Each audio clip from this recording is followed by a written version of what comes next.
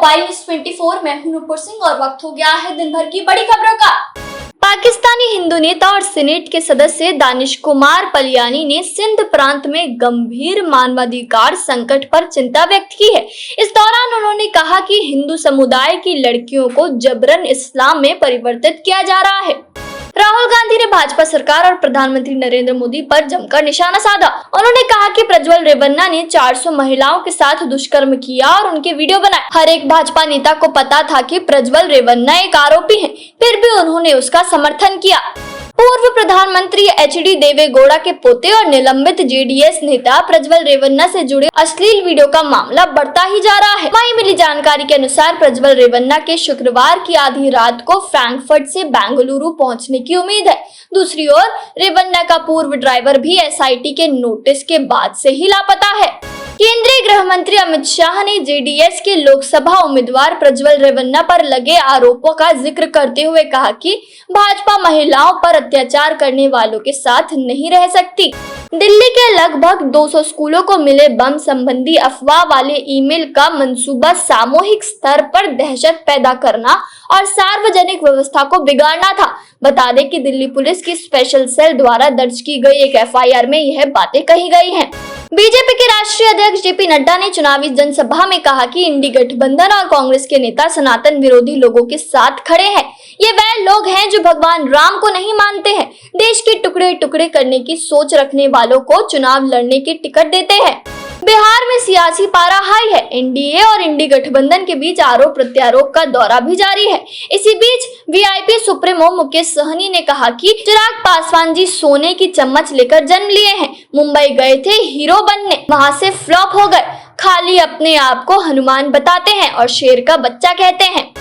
दोस्तों, आगे की खबर पे चलने से पहले आपसे रिक्वेस्ट है कि अगर आपने वीडियो को अभी तक लाइक नहीं किया है और इस पर कमेंट नहीं किया है तो जल्दी से कर दें, क्योंकि आपका एक लाइक और एक कमेंट मेरे चेहरे पे खुशी छलका देता है। कांग्रेसी नेता शशि थरूर ने कहा कि भाजपा का 400 पार का नारा एक मजाक है, 300 पार जाना भी असंभव है और यहाँ तक कि 200 पार भी लोकसभा चुनाव में एक बड़ी चुनौती हो सकती है। दिल्ली के नेहरू विहार में 28 अप्रैल को गौतम बुद्धा ग्रामीण विकास फाउंडेशन के बैनर तले अभियान 40 IS की देश की 6ठी शाखा के उद्घाटन समारोह का आयोजन किया गया था, जिसमें अभियान 40 IS के सह संस्थापक Bilas Kumar, x IS officer Girwar Dayal Singh व अन्य कई मुख्य अतिथि मौजूद रहे और विद्यार्थियों का मार्ग प्रशस्त किया। बरेली में जनसभा को संबोधित करते हुए अमित शाह ने कहा कि घमंडिया गठबंधन चुनाव लड़ रहा है। शहजादे ने चुनाव का आरंभ भारत जोड़ो से शुरू किया था। वहीं उन्होंने तंज कसते हुए कहा कि अब 4 जून के बाद कांग्रेस ढूंढो यात्रा शुरू करेगी। बिहार में शिक्षा विभाग के अपर मुख्य सचिव के पाठक एक और जहां सरकारी स्कूलों की शैक्षणिक स्थिति में सुधार के लिए लगातार प्रयासरत हैं, वहीं उनके फैसले से कई युवाओं को भी रोजगार के नए अवसर मिल रहे हैं। दिल्ली एनसीआर के स्कूलों को बुधवार सुबह धमकी भरे ईमेल मिले थे। इसमें स्कूलों में बम रखे होने की बात भी कही गई थी। मामले की जांच में बड़ा खुलासा हुआ है। पता चला है कि इससे पहले भी एक स्कूल में धमकी भरे ईमेल आए थे। इसका रूस से कनेक्शन था। इस बात की पुष्टि खुद दिल्ली पुलिस की जांच रिपोर्ट से हो चुकी है। दरअसल 28 नवंबर 2022 और 12 अप्रैल 2023 को सादिक नगर में इंडियन स्कूल को ईमेल के जरिए धमकी मिली थी। पंजाब में लोकसभा चुनाव से पहले नशीले पदार्थों पर रोकथाम को लेकर पंजाब पुलिस ने अभियान चलाया हुआ है। इसी क्रम में भटिंडा पुलिस की CIA स्टाफ 2 ने 2 नशा तस्करों को अरेस्ट किया है। इनके पास से 13,500 प्रतिबंधित मेडिसिन बरामद हुई। वहीं दोनों के खिलाफ NDPS एक्ट के तहत मामला दर्ज कर लिया गया है। करनाल में गुरुवार सुबह मुख्यमंत्री नायब सिंह सैनी ने काछवा रोड स्थित नहर पुल के समीप सूर्य मंदिर पहुंचकर पूजा अर्चना की, जिसके बाद वह कुरुक्षेत्र से भाजपा के उम्मीदवार नवीन जिंदल का नामांकन कराने पहुंचे। इस दौरान उन्होंने आम आदमी पार्टी के उम्मीदवार सुशील गुप्ता पर निशाना साधते हुए कहा कि पहले कांग्रेस को गोली देते थे, आज गले मिल रहे हैं। IPL 2024 दून पुलिस ने IPL मैचों में ऑनलाइन सट्टा लगाने वाले अंतर्राष्ट्रीय गिरोह के 9 आरोपितों को गिरफ्तार किया है। ऑनलाइन सट्टे का पूरा नेटवर्क दुबई से शुभम नाम का व्यक्ति संचालित कर रहा था। वहीं देहरादून में सट्टे का काम सिराज मेनन देख रहा था। झारखंड के पलामू जिले के हैदरनगर थाना क्षेत्र में बुधवार की रात्रि भाकपा माओवादियों ने पोस्टर चिपकाकर लोकसभा चुनाव बहिष्कार करने का आह्वान किया है। थाना क्षेत्र के बरेवा व भदुआ गांव में पोस्टर चिपकाया गया है। वहीं बताया जा रहा है कि प्रतिबंधित संगठन भाकपा माओवादियों द्वारा पोस्टर चिपकाने से आम लोगों में दहशत कायम हो गई है। कांग्रेसी महासचिव प्रियंका गांधी वाड्रा ने छत्तीसगढ़ के कोरबा के चिरमिरी क्षेत्र में चुनावी सभा की। इस दौरान उन्होंने भाजपा पर जमकर निशाना साधा। उन्होंने कहा कि भाजपा नेता लोगों के जीवन में आने वाली चुनौतियों के बारे में बात नहीं करते हैं। मध्य प्रदेश के मुख्यमंत्री डॉक्टर मोहन यादव आज महाकाल की नगरी उज्जैन पहुंचे। इस दौरान उन्होंने शिप्रा नदी में स्नान कर पुण्य लाभ प्राप्त किया। उन्होंने कहा कि उज्जैन की पहचान मां शिप्रा से है। बाबा महाकाल की इस नगरी में और शिप्रा के तट पर हमारे सभी देवी देवताओं का वास है। हिमाचल में लोकसभा चुनाव 1 जून को होने हैं।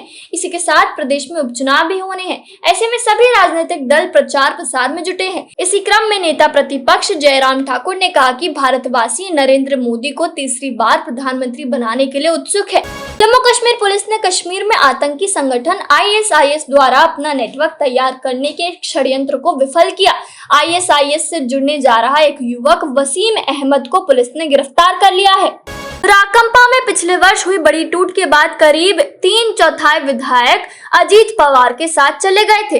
3 दशक से अधिक समय तक शरद पवार के परिवार का गढ़ रहा बारामती क्षेत्र इस बार परिवार की ही जंग में फंसा दिखाई दे रहा है। आज कोल्हापुर में शरद पवार ने कहा कि महाराष्ट्र में 5 चरणों में चुनाव लेने की क्या आवश्यकता है। इससे साफ जाहिर होता है कि सत्ताधारियों की चिंता बढ़ी हुई है और उसकी दूसरी वजह यह भी है कि प्रधानमंत्री को बार बार चुनाव प्रचार करने का मौका मिले।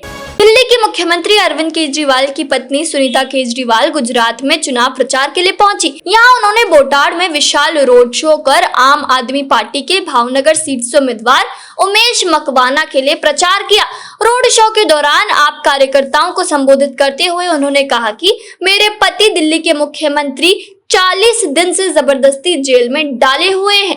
कह रहे हैं कि जांच चल रही है। अगर जांच 10 साल चलेगी तो क्या 10 साल जेल में डालेंगे।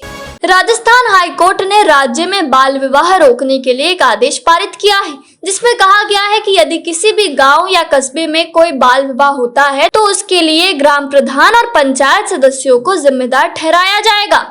गर्मियों में मिलने वाला आम लगभग हर किसी का पसंदीदा फल होता है। इसमें vitamin A, B6, B12, C, K, fibre और फॉलिक एसिड जैसे कई न्यूट्रिशन मौजूद होते हैं जो शरीर को स्वस्थ बनाए रखने के लिए जरूरी होते हैं। इसलिए आप गर्मी में इस फल का सेवन जरूर करें। तमिलनाडु टीचर्स रिक्रूटमेंट बोर्ड ने राज्य के उच्च शिक्षा संस्थानों में विभिन्न विषयों के लिए असिस्टेंट प्रोफेसर के 4000 पदों पर भर्ती के लिए आवेदन की तारीख 15 मई तक बढ़ा दी है। जिन उम्मीदवारों ने अभी तक अप्लाई नहीं किया है वे आधिकारिक वेबसाइट trb.tn.gov.in पर जाकर कर सकते हैं। दोस्तों, मैं देख पा रही हूँ कि आप में से काफी सारे लोगों ने इस वीडियो को लाइक कर इस पर कमेंट किया है, लेकिन कुछ लोग अभी भी बाकी हैं। आप किस चीज का इंतजार कर रहे हैं? इस वीडियो को जल्दी से लाइक कर इस पर कमेंट करें, क्योंकि आपका एक लाइक और एक कमेंट हमारी टीम को हौसला बुलंद करता है और हम रोजाना ही ऐसी दिन भर की बड़ी खबरें लाते रहते हैं। तो ये थी आज दिन भर की बड़ी खबरें। ऐसे ही खबरों में बने रहने के लिए चैनल को सब्सक्राइब करें, वीडियो को लाइक करें और ज्यादा से ज्यादा शेयर करें, ताकि आप और आपके जाने वाले रह सके देश और दुनिया की तमाम खबरों से अपडेट।